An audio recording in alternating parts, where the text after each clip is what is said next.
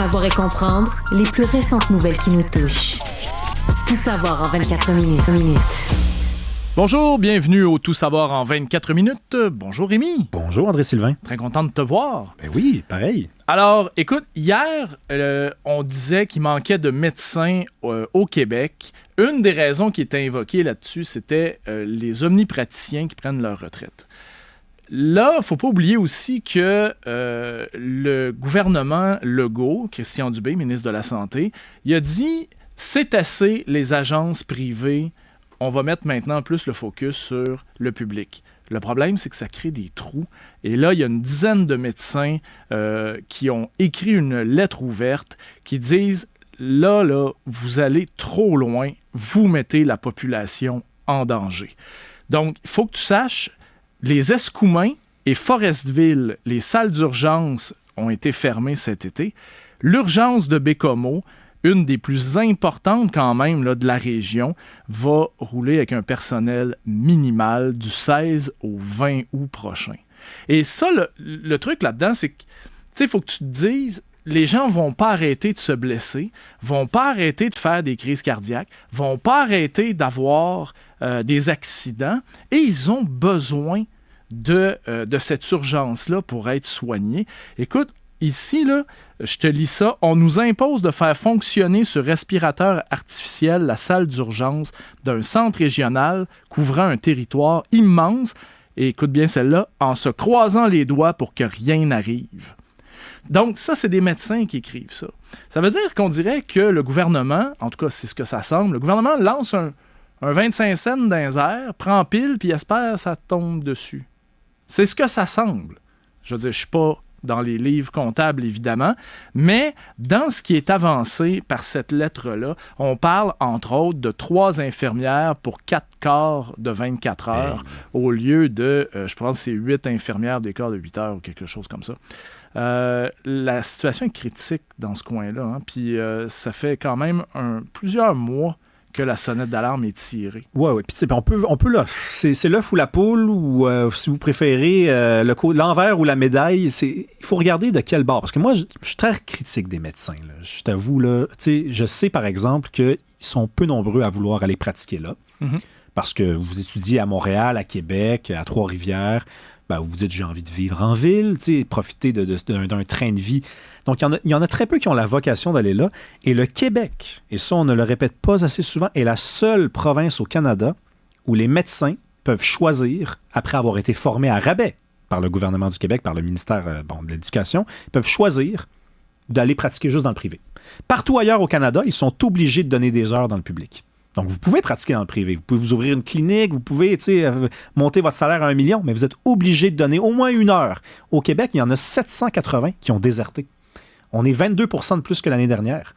Fait que ça, il faut faire le procès aussi des médecins. Il faut le faire parce que le gouvernement du Québec là, et son ministre de la Santé, ils font leur possible. Là, okay? Si ça ne marche pas, toutes les réformes en santé depuis des années, il y a bien une raison. C'est parce qu'à un moment donné, il y a comme un parti qui ne veut pas collaborer dans cette histoire-là.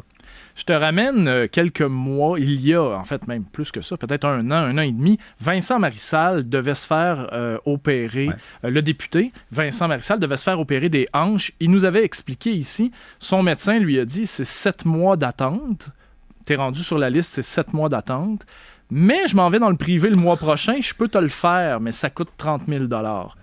Donc, tu sais, on est un peu dans un système qui semble de plus en plus déséquilibré, je pense. Oui, c'est un système à 2 vitesses, puis on est quand même, je le rappelle, la société la plus taxée en Amérique du Nord. Puis c'est nous qui nous posons ces questions-là, à savoir, on est-tu capable de... Tu sais, moi, si j'habitais à Bécomo, entre le 16 et le 20 août, je dirais à mes enfants, reste à la maison. Je sais que tu veux t'en aller chez ton ami, prendre l'autoroute, mais non. Pourquoi? Ben, je sais pas, tu sais, si tu fais un accident, il n'y a même pas de médecin. Au Québec, on paye 50 % d'impôts. Les gens qui font un revenu en dessous de 100 000 $, ça n'a aucun sens. Ça n'a aucun sens qu'on vive ça. Ben, je sais pas. Ça va prendre la collaboration des médecins parce que tous les ministres de la Santé se succèdent, essayent, sont bien intentionnés, lancent des réformes, ça ne fonctionne pas. Clairement, il y a des gens qui ne veulent pas collaborer là-dedans.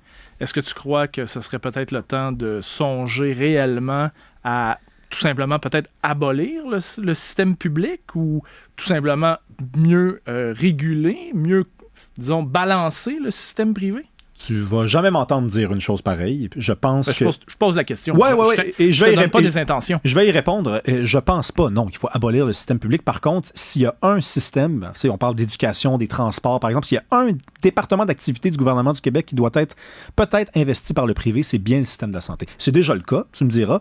Mais là, clairement, là, on est plus dans un orgueil technocratique. Hein, c'est l'État qui se dit « je suis capable d'y arriver » et qui n'y arrive pas depuis des années, qui se dit « je continue d'essayer d'être capable d'y arriver ».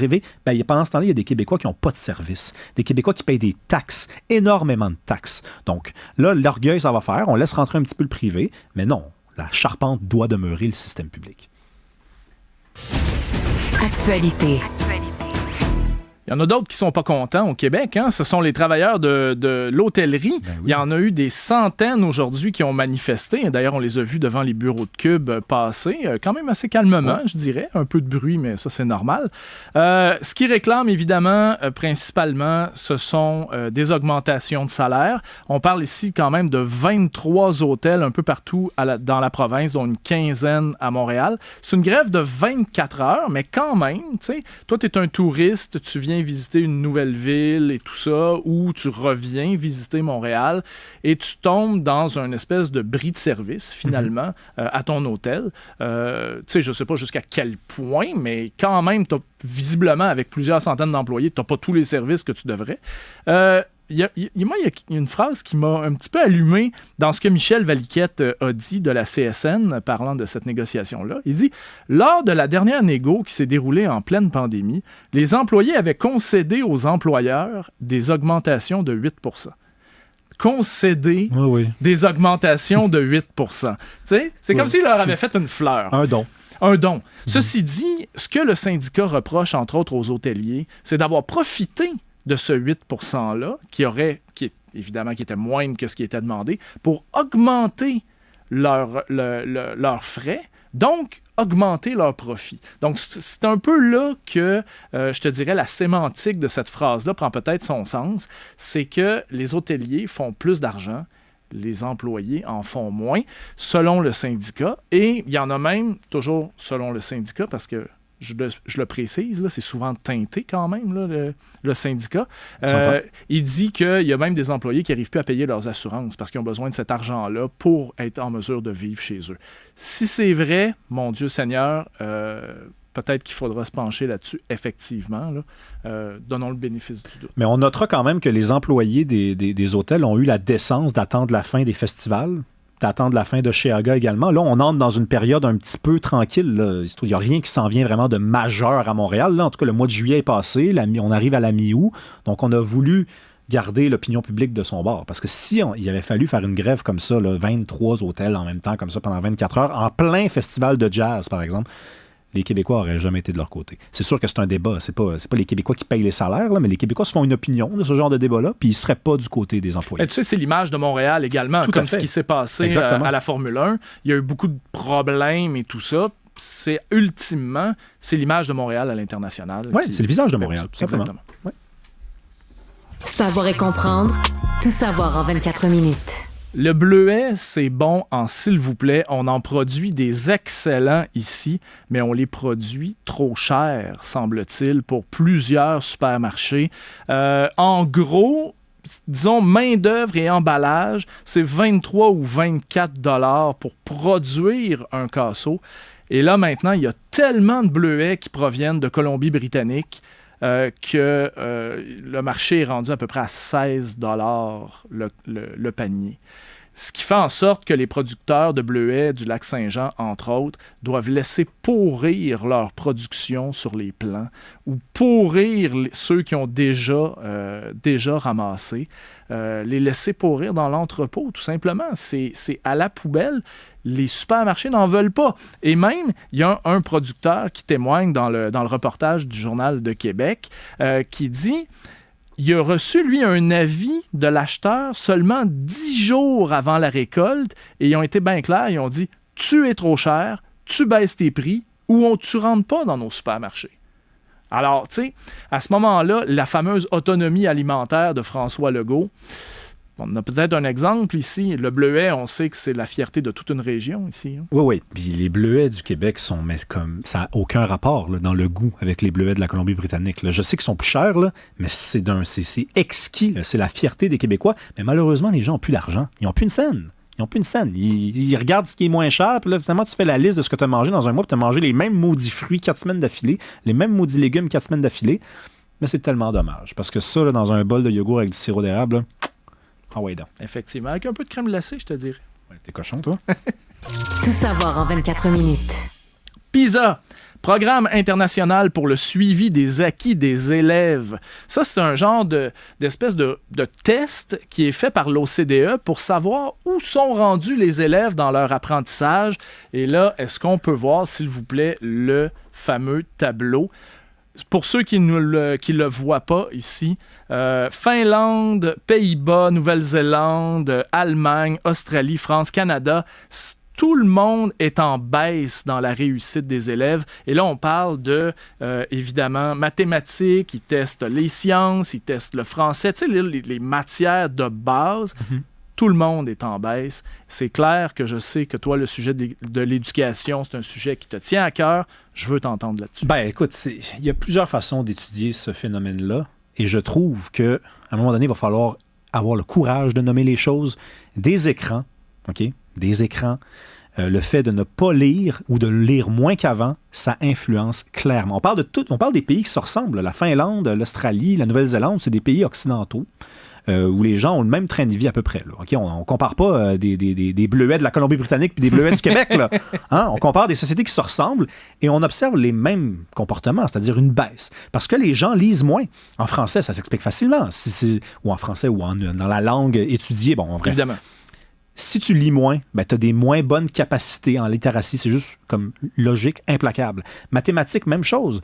Capacité de déduction. Si tout te vient rapidement à l'esprit, parce que tu es toujours habitué à swiper, à choisir des trucs qui te sont imposés aussi, que l'écran est toujours un recours, moi, je pense que ça explique facilement ça. Et il y a aussi, évidemment, André-Sylvain, la loi du moindre effort. Hein? Et ça, ben là, ça nous prendrait 2 heures pour en parler, mais ça a commencé avec les baby boomers. On fera pas autant d'efforts que ça pour l'expliquer. Non, mais la loi du moindre effort, hein, on a le nivellement par le bas. Mm-hmm. C'est pas grave. Ah, t'es presque arrivé. Ah ouais, la prochaine fois, ça va être la bonne. Ça existait moins avant. Je dis pas que ça existait pas, mais avant, l'excellence, là, c'était quelque chose qui était beau. Ça voulait pas dire que tu étais arrogant d'être excellent. Ça voulait dire que tu étais bon. Puis ça voulait dire que tu étais meilleur que les autres, parce que ça existe des gens meilleurs que les autres. Mais là, on est dans une culture. J'observe ça un peu partout. Je voyage.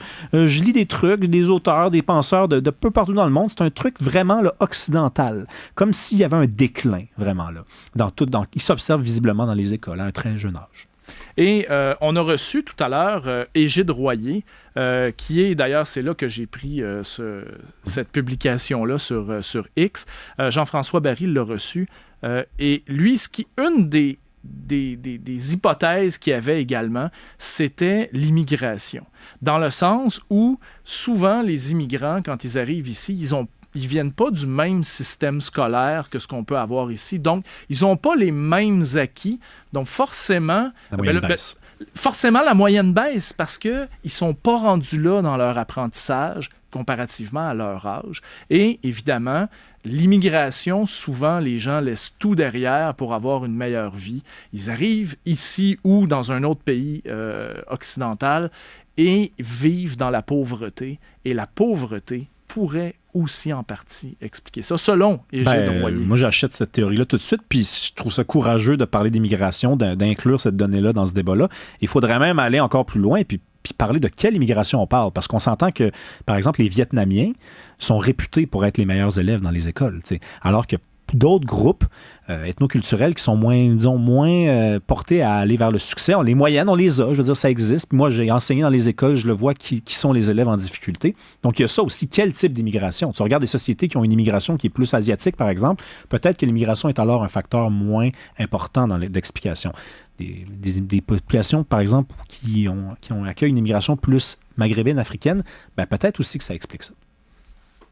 Tout savoir en 24 minutes. Je te fais un petit segment Spring sur les Olympiques. Ah ouais donc. Maude Charron a remporté l'argent. Elle a réussi. Écoute, moi, ça me fascine complètement. Elle compétitionne chez les 59 kilos. À l'arraché, là, c'est celui qui fait les deux mouvements, là, c'est pas directement, là. 131 kilos qu'elle a réussi à soulever. Ça lui a valu finalement la médaille d'argent. C'est une marge de moins que ce qu'elle avait remporté à Tokyo, mais il y avait un plus par contre. Maude Charron avait remporté à Tokyo pendant la pandémie. Il n'y avait personne avec elle ou à peu près. Là, ils étaient une trentaine à vouloir la voir monter sur le podium, de la famille, des amis, son conjoint, son père, et des gens aussi du gym dans lequel elle s'entraîne et tout, sont allés à Paris pour Maude Charron. Moi, je dois t'avouer, j'aime beaucoup les Olympiques depuis que je suis tout petit. Pour moi, c'est toujours quelque chose qui symbolise le dépassement de soi. Et ce que je trouve le fun avec Maude Charron, et les autres qui remportent aussi, c'est leur sourire quand ils savent qu'ils ont gagné. Maude Charron tient, puis tu regarderas les images, elle tient les haltères, les poids 131 kilos au-dessus de sa tête, et elle trouve quand même, tu vois son visage s'illuminer quand elle comprend, là je l'ai. Oui. Parce que c'est une drôle de discipline parce que tu le sais à ce moment-là que tu as gagné. Parce que tu as vu les autres en oui, parce que ça marche par le pointage. Exactement. Donc là, elle sait qu'elle a gagné. Tu sais, moi, quand ça arrive des choses comme ça, je me sens plus fier que quand c'est la petite fille de Red Deer qui a gagné. Là. C'est une Québécoise. Une Québécoise qui porte les couleurs du Canada. Un jour, c'est une Québécoise qui a porté les couleurs du Québec. Mais je suis fier d'elle. T'as-tu vu la paire d'épaules qu'elle a? Ça, là, ça te sort un char de n'importe quelle bande neige. Je peux te le dire tout de suite. Là. Moi, je peux te dire, sincèrement, Maude Charron... Maude Charron, moi, j'ai essayé souvent de l'avoir en entrevue à Cube, et c'est une femme extrêmement occupée qui parcourt le monde pour faire des compétitions. Elle est dédiée à son sport. Moi, j'étais très content. Je l'ai suivie en direct, là. J'étais vraiment très content pour elle. Ben oui, félicitations. Content aussi pour les Canadiennes en volleyball, quand même, qui est... désolé, elles ne viennent pas du Québec. Melissa Umana Paredes et Brandy Wilkerson, elles vont jouer pour l'or quand même. C'est une première, ça, pour le Canada dans les Jeux olympiques. Donc, je suis fier, moi, quand même aussi. Ben là, oui. elles ont battu les Suisses. Et puis, c'est quand ça reste même impressionnant, André Sylvain. T'sais, mon point, c'est que je ressens plus de fierté. Ça me fait Je me comprends. chercher, la larme coule plus vite. Mais c'est sûr que c'est impressionnant. Je les ai vues jouer, elles, d'ailleurs, puis elles étaient excellentes. Elles vont jouer pour l'or, là. Fait qu'une autre médaille assurée, argent ou or. Contre qui, on sait-tu? J'ai même pas regardé. En finale, elles vont se mesurer aux gagnantes du deuxième match de demi-finale, mettant en prise les Brésiliennes et les Australiennes. Donc, ça sera le Brésil ou l'Australie. Go Brésil, go Australie. Et ils ont notre collègue Jean-Nicolas Blanchet, qui lui se trouve aussi à Paris. Il a fait un article vraiment intéressant. J'invite les gens à aller lire ça. Là. C'est sur le site du Journal de Montréal. Il parle justement de la natation artistique, là, ce qu'on appelait avant la nage synchronisée. Et il dit « Ce qui se passe sous l'eau est insoutenable ». Moi, j'ai été fasciné. Premièrement, on apprend là-dedans que les filles, elles ont des cheveux plaqués complètement. Elles se mettent du jello transparent pour être sûres que ça bouge pas. Si elles perdent leur pince-nez, elles sont foutues, alors elles se mettent plusieurs pince-nez dans le costume de bain au cas où elles en perdent un, parce que veut pas, des fois, elles s'échangent des coups. Hein. Il y en a une qui est propulsée dans les airs, elle tombe mal, tombe dans le visage de une. Là, tu perds ton pince-nez, tu peux pas continuer, tu as la tête en bas tout le temps. Donc, elles en ont de secours. Et ça, je trouve fascinant aussi. La plupart des filles qui font ça, ou la presque totalité, peuvent rester jusqu'à 2 minutes sous l'eau. Évidemment, sans respirer. Là, on s'entend, là, on n'est pas en plongée sous-marine. Et en plus de ça, elles s'entraînent pour ça en faisant du tapis roulant sans respirer. Je trouve ça fascinant. Ben c'est comme des soldates aquatiques. C'est impressionnant, c'est fou. Jean-Nicolas Blanchet, là, qui fait un travail formidable. Moi, j'aimerais ça le souligner parce qu'il n'écrit pas juste des textes sur le sport. Bon, la rondelle est allée à gauche, est allée à droite, est rentrée dans le but. C'est très humain, ce qu'il fait. Il creuse, là, c'est le cas de le dire. Il est comme allé sous l'eau avec elle, on peut dire. Puis c'est très, très passionnant. Puis il a parlé à l'ancienne olympienne Valérie Welch également, qui, elle, était aux Jeux de Londres en équipe. Le Canada avait terminé 4e à ce moment-là. Et c'est elle qui lui explique toutes ces façons de faire. Moi, je trouve ça complètement fascinant. Et en plus, les filles qui font ça, elles doivent avoir le sourire. Donc, c'est encore plus difficile. Ben oui. Faut que ça ait l'air facile. Eh bien. Voilà. Actualité.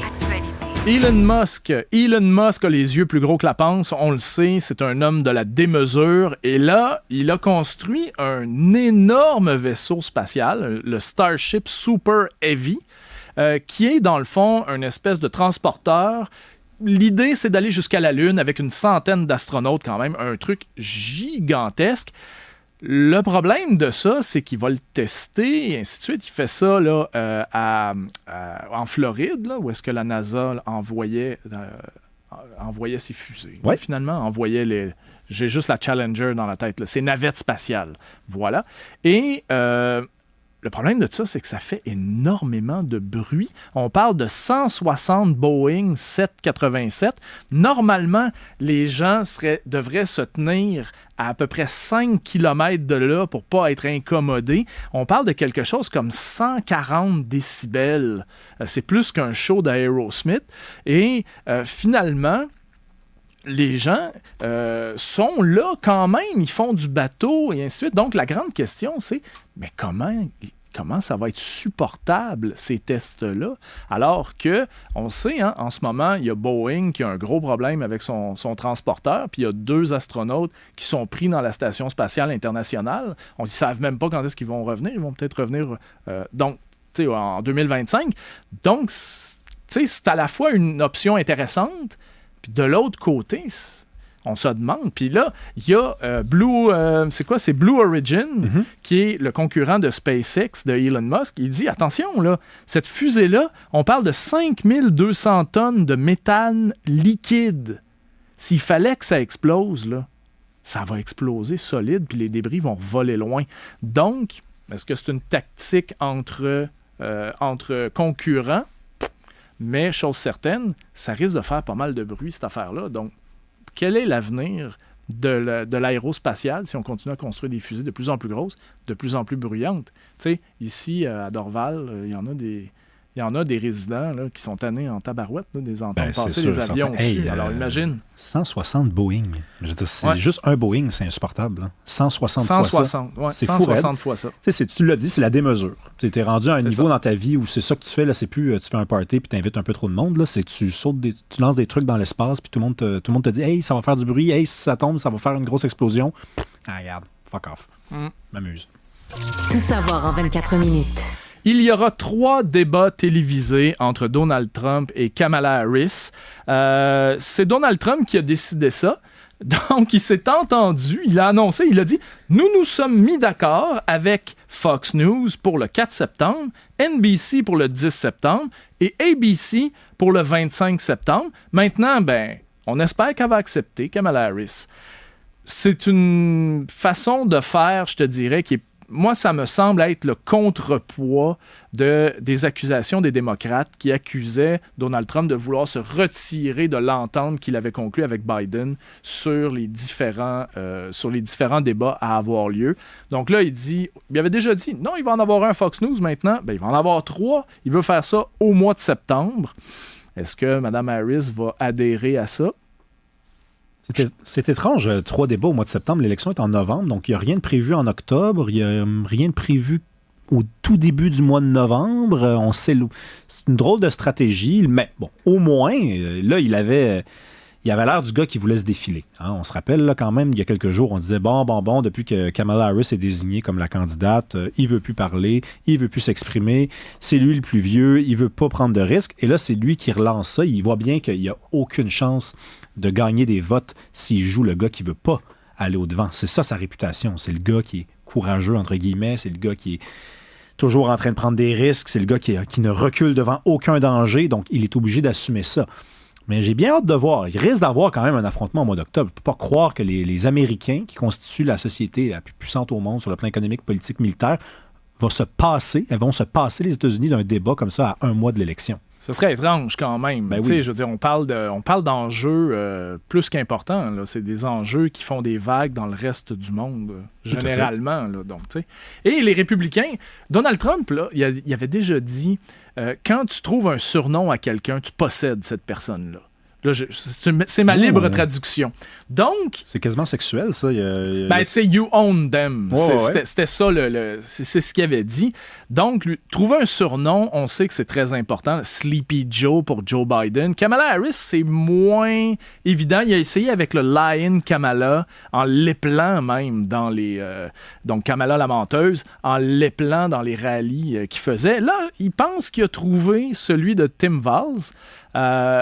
C'est Tampon Tim. Ah oui, d'accord. Tampon Tim parce que le gouverneur du Minnesota, Tim Walz, qui est le colistier de Kamala Harris, lui, il a passé une loi récemment qui donnait des tampons, qui rendait disponibles gratuitement des tampons dans les toilettes des écoles pour les filles il y a un range d'âge, là, genre quelque chose comme 12 à 16 ans, là, quelque chose comme ça.